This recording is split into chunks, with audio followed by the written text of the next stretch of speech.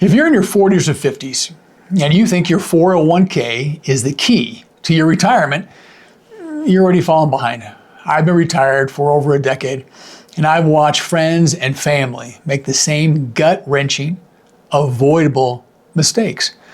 The common advice that you're getting is likely outdated, and let's be honest, it's not enough. In this video, I'm not going to feed you more of the same. I'm going to share the unfiltered truth about what will actually make or break your retirement before it's too late. My name is Stan. I'm not a financial advisor. I'm not here to sell you a course, and I don't have a single product to pitch. I'm just someone who has been successfully retired for a few years, and I've had a front row seat to the anxiety and errors that people in their peak earning years are making right now. Your 40s and 50s are your power years. They're the make or break decades, quite frankly, where the choices you make will echo for the rest of your life. The problem is most people are focused on the wrong things. They're climbing a ladder, and for a lot of them are leaning against the wrong wall. Today I'm going to share the 5 truths that I wish somebody had sat me down and explained to me when I was standing in your shoes. First one, the raw truth about your savings number. The first truth is that the big scary number in your head, you know, the one you hear about all the time online, the magic number you think you need to retire. The financial world loves throwing these at you. Fidelity suggests having about 3 times your salary saved by age 40, 6 times by the time you hit age 50. So if you're making, let's use a round figure, $100,000 a year, you're supposed to have $600,000 saved by the time you're 50. Let's get real. For people aged 55 to 64, according to the Federal Reserve, the median retirement savings is $185,000. There's a massive, frankly, terrifying gap between the ideal and the reality for most Americans. And staring at that gap, it gives you a sense of paralysis. You feel so far behind that you know what, you just shut down. Again, here's the raw truth. The total number isn't the most important metric now. It's your savings rate. Chasing a giant, abstract number, it's demoralizing. Focusing on concrete, controllable action is empowering. If you're not saving at least 15% of your gross income, that is absolutely your first and only mission. I'm not talking about 10%, I mean 15% minimum. Every time you get a raise, you don't inflate your lifestyle, you inflate your savings rate. And if you're over 50, the government gives you a lifeline that so many people ignore. It's called catch-up contributions. For 2026, you can contribute an extra $8,000 to your 401k, an extra $1,100 to your IRA, on top of the standard limits. Now, even better, for those aged 60 to 63, there's a super catch-up provision for 401ks that lets you put in an extra $11,250. Now think about that. That's thousands in extra tax advantage savings you can put away every single year. Maxing this out, it isn't optional. It's your emergency parachute. Look, forget the shame of not being at the right number, okay, and getting obsessed. With your savings rate, that's where your obsession should be. And catching up on those contributions, that is how you close the gap. All right, number 2. The second truth is about how you invest as retirement gets closer. There's this common idea that you need to get hyper conservative. People hear the word retirement and they picture yanking everything out of the market and hiding it in bonds, or even worse when you think of inflation, cash. They're terrified of a market crash right before they stop working. That fear is valid, but overcorrecting it can be an absolutely fatal mistake. Moving to an all cash or all bond portfolio in your 50s is like willingly letting a parasite, in this case, inflation, eating your life savings. A retirement that could very well last 30 years, it needs growth. It has to outpace inflation, or you will run out of money. I want you to think of your portfolio, think of it like a sailboat, and you're coming into the harbor. You don't drop the sails completely miles offshore and then paddle the rest of the way. You'd be dead in the water. Instead, you adjust the sails. You trim them for a smoother, more controlled ride in. In investing, the term is called a glide path. In your 40s, you might be 85% in stocks. As you move through your 50s, you gradually, methodically rebalance towards something like a 60% stock allocation. Now, these numbers will change based on your risk tolerance. Look, you're not abandoning growth. You're learning how to manage the risk that is most comfortable for you. Now, a practical way to do this is the 3-bucket system. Bucket 1 is your short-term money. 1 to 5 years of living expenses. All right? Again, depends upon your risk tolerance and other revenue streams. This money has zero business being in the stock market. It's in high yield savings, short-term bonds, CDs. It's the fund, lets you sleep at night. Bucket number 2 is midterm, for expenses 5 to 10 years out. This can be a balanced mix of stocks and bonds. Bucket 3 is your long-term money, for those things out 10 plus years. This bucket stays heavily in stocks because it has time to recover from the downturns that guaranteed are going to happen in that time frame. It needs to be the engine of growth that fights off inflation for the rest of your life. So don't think about your portfolio as one big giant pot of cash. Think about it divided into these 3 buckets, and it'll change how you view risk and allow you to stay invested calmly for the growth you absolutely are going to need. The side gig now. This is truth number 3. Forget the trendy side hustle.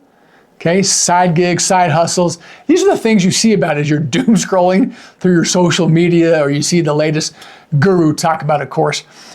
Your biggest financial asset, now hear me now, is the one you've been building for 20 or 30 years. It's your professional expertise.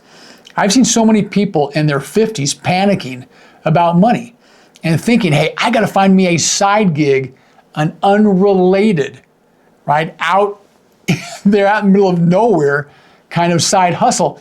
They start driving for Uber. They're delivering groceries, or they go on eBay and sell trinkets. Let me be super blunt. For most professionals, this is a colossal waste of your most valuable asset, your time and your experience. The return on investment is awful. The real needle-moving side gigs for someone in their 40s or 50s, it isn't a gig, right, or a hustle, right, at all. It's leveraging your decades of career capital. You are an absolutely deep subject matter expert in something. That expertise is worth a fortune. Think about it. The project manager can become a part-time consultant for companies that can't afford a full-time hire. The marketing executive can coach up-and-coming brands. The experienced accountant can serve as a fractional CFO. The options are endless. I've got a friend, a former HR director. At 55, she was worried about her retirement numbers. Instead of trying to sell crafts on Etsy, she started offering her services to review and rewrite executive resumes and provide interview coaching. She started charging $500 a package and was quickly pulling in an extra $2,000 a month, working just a few hours a week. That's high leverage income. That's monetizing a lifetime of experience. So stop thinking about a minimum wage side hustle. Start thinking about how to package your professional wisdom into high-valued coaching, consulting, or freelance service. That's the side gig that will actually move the needle in your retirement plan. Now, we're about halfway through the video, and we're getting to the really critical stuff next. If this stuff makes sense to you, if you like looking at retirement in this way, do me a favor, would you hit the like button and subscribe? It tells YouTube that this is a valuable conversation that we're having. It helps other people just like you find this information. I really appreciate it. So, Social Security. Let's talk about the single biggest financial decision that most retirees are going to make. And the decision that most likely they might screw up. When to take Social Security. Again, so many different voices online. The system is designed to be tempting. You can get your hands on the money as early as age 62. For many, that temptation is too strong. They're worried the system will run out of money or they just want it now. For most people, taking it at 62, it can be a catastrophic, irreversible mistake. Now, are there times when you've got to take it? Caregiving, health, right? Things like that? Absolutely, of course. But if those things aren't in your life, you may want to think through the impact of taking Social Security early. Think of it this way. For most people nearing retirement now, their full age, 67, that FRA, full retirement age, claiming it at 62 locks in a permanent 30% reduction in your monthly benefit. Let's be super clear about that. You don't, at 67, jump up to your full benefit. You don't. If you start at 62, the Social Security Administration knocks it down by 30% and locks that in for the rest of your life.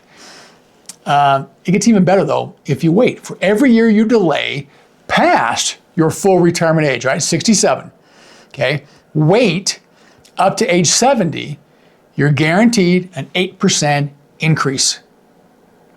You're not going to find an investment like that. 8% government guaranteed, inflation adjusted return on your money.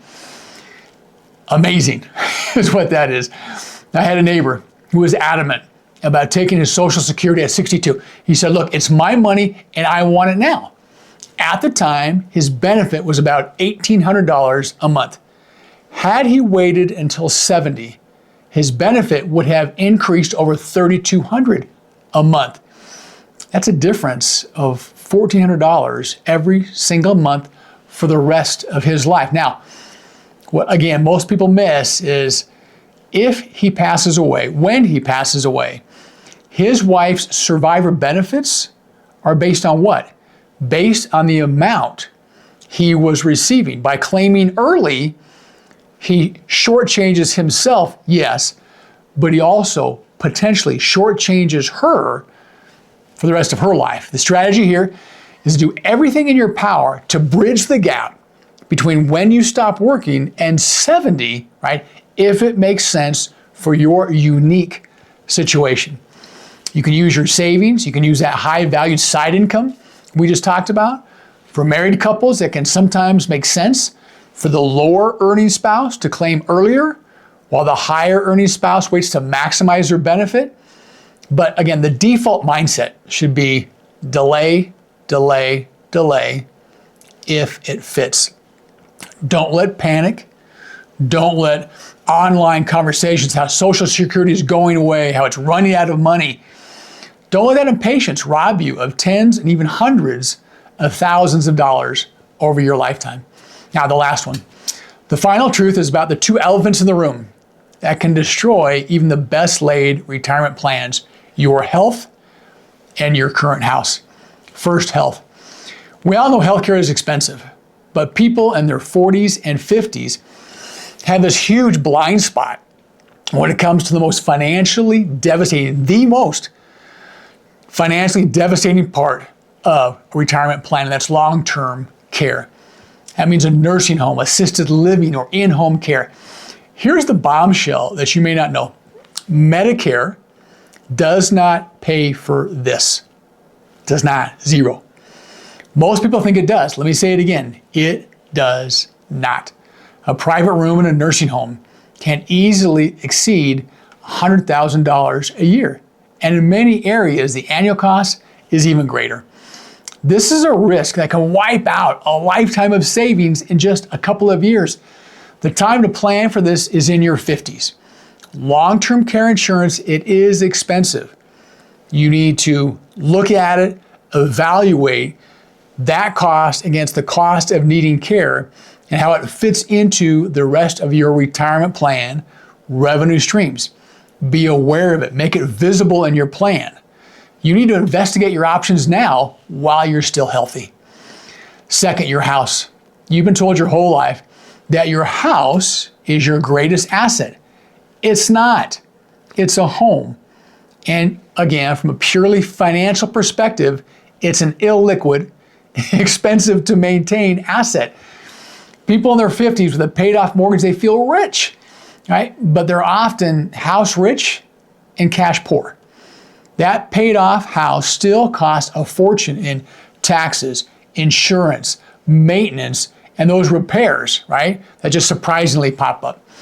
You need to stop thinking of your house as a sacred cow and start thinking of it as a retirement tool. Does it still fit your life? Will it fit your life in 15 years? For many, downsizing is the single most powerful financial move they can make. Selling a large family home and buying a smaller, more efficient condo or moving to a lower cost of living area can instantly unlock hundreds of thousands of dollars in equity. That money can then be used to fill that savings gap, delay Social Security, and generate income. Time to start having that conversation with your partner now, not when you're 65 and, quite frankly, feeling incredibly overwhelmed with decisions. Those are the 5 truths. Focus on your savings rate, not just the number. Use a glide path and a bucket strategy to stay invested for growth. Leverage your professional expertise, what you've spent so many years developing, instead of getting some low-wage side gig. Delay Social Security for as long as humanly possible if your situation warrants it. And finally, make a real plan for the 2 great wealth killers, long-term healthcare costs, and your oversized home. I know this can feel like a lot, but I want to leave you with this. It is absolutely not too late. If you're in your 40s and 50s, those are the decades of power. You have the income, the knowledge, and the time to make course corrections that will fundamentally change your future.